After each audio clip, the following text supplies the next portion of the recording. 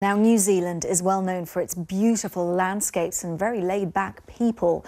But there is a very worrying development. It has the highest youth suicide rate in the developed world.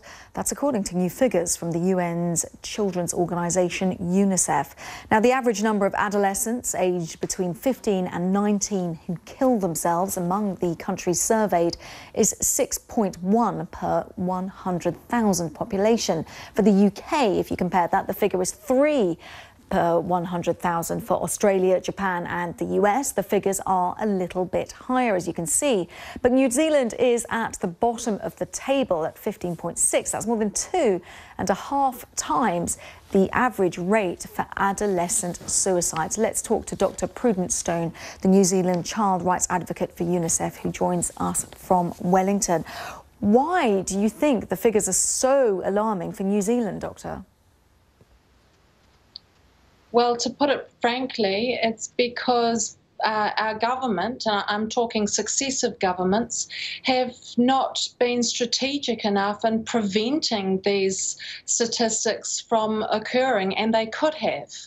How could they have? Just explain to us how you do go about changing these kind of statistics then.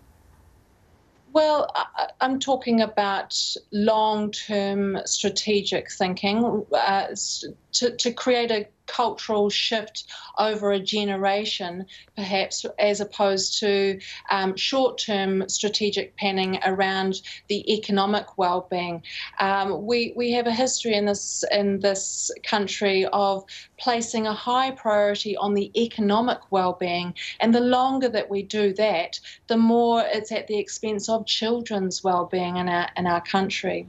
There's also no cross-government collaboration. We have a system here which is very siloed, so that each of these separate indicators that you're seeing on in a Centes report card gets dealt to by a government unit separately, instead of looking at the whole picture and the child that sits at the intersection of all of these terrible statistics at once. But many countries face the same challenges as New Zealand, granted perhaps not in such a scenic setting as New Zealand. It's so beautiful. Briefly, why is it so different? I'm just trying to understand what makes it so different, given the natural stunningness of your country. Well, I mean, a beautiful landscape is certainly what draws the tourists here, and that's great for New Zealand's economic well-being, long may it last.